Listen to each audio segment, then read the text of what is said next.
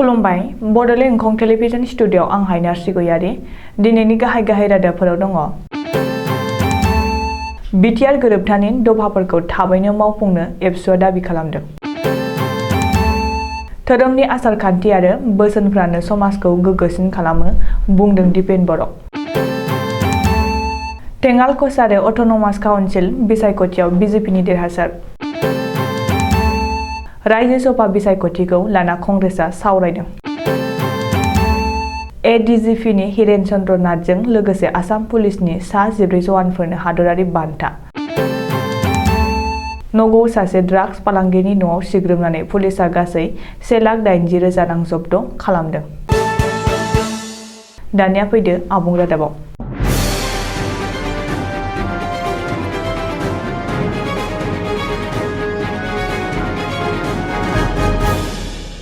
थामथि बर' गोरोबथा एबा बिटिआर गोरोबथानि गासैबो दफाफोरखौ मावफुंनो दाबि खालामदों एबसुआ।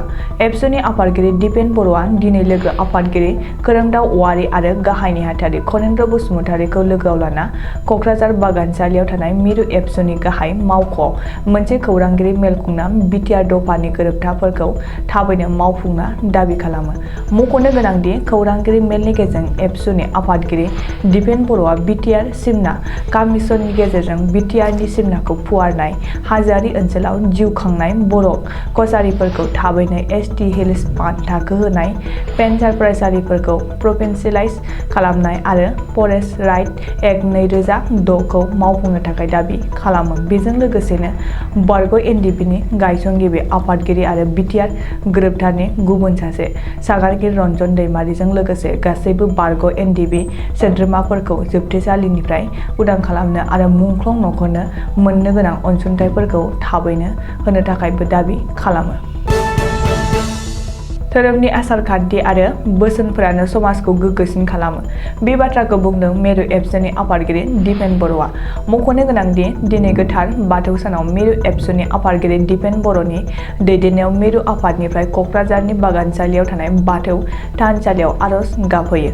हारियाव खौसेथि, फोथायलायनाय, गोग्गो देहा, हारिनि जेंनाफोरखौ सुस्रांनाय आरो साखाथियाव थानाय हारि माहारिफोरनि गेजेराव बिदा-फंबायनि सोमोन्दोआ गोजोन जानायखौ हास्थायनानै बे आर'ज गाबनाय हाबाफारिखौ मिरु एबसुआ लायो। बे हाबाफारियाव मिरु एबसुनि गाहाय नेहाथारि खनेन्द्र बसुमतारीजों लोगोसे गोबां दैदेनगिरिफ्रानो बाहागो लायो। गोथार बाथौ थानसालिनिफ्राय मिरु एबसुनि आफादगिरि दिपेन बर'आ बाथौ सिबियारि साफ्रोमबोनिसिम गाहाम हामलायथि बावहरनानै धोरोमनि आसार-खान्थि आरो बोसोनफोरानो समाजखौ गोग्गोसिन खालामो होननानै साफ्रोमबो लाइमोनफोरखौनो गावबा गाव धोरोम सिबिनायाव बाहागोदारि जाफानो खावलायो। टेङाल कसारि अट'नमास काउन्सिलनि बिसायख'थियाव खुंथाय गोहोआव थानाय बिजेपि दोलोनि देरहासार। बिजेपिआ हारसिङैनो सोरखार खुंनो हानाय गोहो लाना टेङाल कसारि अट'नमास काउन्सिलनि बिसायख'थियाव देरहासार जादों। मिथिनो हानाय बादिब्ला बिजेपिआ मोन 14, कंग्रेसआ मोन 4, एजिपिआ मोन 3 आरो उदां बिजाथिया मोनसे मासि देरहादों। मख'नो गोनांदि थांनाय 20 जानुवारि खालि आसामनि मोन 4 जिल्लाखौ लाना दाजानाय टेङाल कसारि अट'नमास काउन्सिलनि मोन 22 मासियाव बिसायख'थि खुंदोंमोन, जेराव लखिमपुर, गलाघाट आरो तिताबर महकुमायाव बिजेपिआ बांसिन देरहानो हायो। डिब्रुगड़ जिल्लानि सिङाव थानाय टेङाल कसारिनि मोनसेल' बियाबाव 22 नं मेरबिल बियाबाव बिजेपि मित्र ज'टनि बिजाथिया देरहायो। रिपर्ट बादिब्ला लखिमपुर जिल्लानि गासै मोन 5 बियाबनि गेजेराव बिजेपिआ मोन 4 आरो एजिपिआ मोन 1 मासियाव देरहायो। बेबायदिनो गलाघाट जिल्लानि मोन 5 बियाबनि मोन 2आ बिजेपि मित्र ज'ट, मोन 2 कंग्रेस आरो मोनसे एजिपि दखलाव थायो। तिताबरनि मोन 10 बियाबनि गेजेराव मोन 6 बियाबाव बिजेपि, मोनसेयाव एजिपि, मोन 2 बियाबाव कंग्रेस आरो मोनसेयाव उदां बिजाथिया देरहायो। आसामाव जानो गोनां रायजो सभा बिसायख'थिखौ लाना सावरायदों कंग्रेस दोलोआ। आसाम प्रदेश कंग्रेस कमिटिनि आफादगिरि भुपेन बरानि न'आव खुंदों कंग्रेसनि बे सावराय जथुमखौ। कंग्रेसनि बे जथुमाव हेंथा दोलोनि दैदेनगिरि देबब्रत सइकिया, कंग्रेसनि मावफुं आफादगिरि कमलकय दे, फरकायात राणा गस्वामीमोनहा बाहागो लायो। बे जथुमाव एआइइउडिएफनि एमएलए आब्दुल आजिजआबो बाहागो लादों। रिपर्ट बादिब्ला रायजो सभा बिसायख'थियाव हेंथा दोलोनिफ्राय आलादायै बिजाथि पार्टी फसंनायनि थांखि लादों कंग्रेसनि आफादगिरि भुपेन बराया। बेजों लोगोसेनो गिबि मन्त्रि डक्टर हिमन्त बिश्व शर्माखौ गोख्रों रावजों सावरायो आरो एमएलए बायलाय फानलाय खालामग्रा दालाल होननानै बुङो।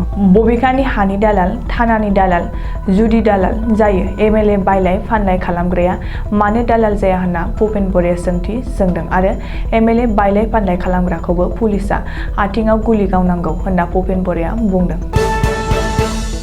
आसाम पुलिसनि एडिशनेल डिजिपि हेरेन चन्द्र नाथजों लोगोसे आसाम पुलिसनि सा 14 पुलिस जवानफोरानो हादरगिरि बान्था। फैगौ 22 जानुवारि एबा सुबुंखान्थि सान फालिनायजों लोब्बा लाखिनानै आसामनि सा 14 पुलिस जवानफोरनो हादरगिरि बान्थाखौ गथायनाय जागोन। भारतनि हादरगिरि भवननिफ्राय बावैसो बे खौरांखौ फोसावदों।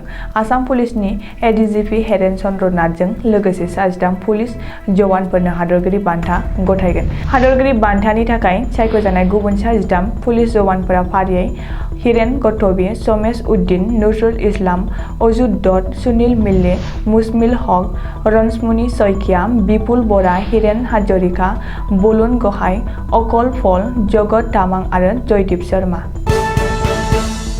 नगाव जिल्लानि जुरेआव पुलिसआ सिग्रोमनानै सासे ड्राग्स फालांगिनि न'निफ्राय गोबां ड्राग्सजों लोगोसे नोगोद 1,80,000 रां जब्द खालामनो हादों। पुलिसनि सुलुङाव फोरमायनाय बादिब्ला ड्राग्स फालांगिनि मुङा सेलिमुद्दिन। नाथाय पुलिसआ सेलिमुद्दिनखौ हमनो हायाखै। अब्लाबो नाथाय मोन 77 ड्राग्स कन्टेनारखौबो पुलिसआ जब्द खालामनो हादों। आथिखालाव पुलिसआ सेलिमुद्दिनखौ हमनो नाजागासिनो दङ। नाथाय सेलिमुद्दिना जोबोद खायदा खालामनानै जेब्लाबो गावनि थंखौ अखाफोर दानफ्रामबो सोलायबाय थायो होननानै नगाव जिल्लानि एसपि आनन्द मिश्रआ खौरांगिरिनि सिगाङाव फोरमायदों। दिनैनि रादाबा एसेनोसै, गोजोन्थों।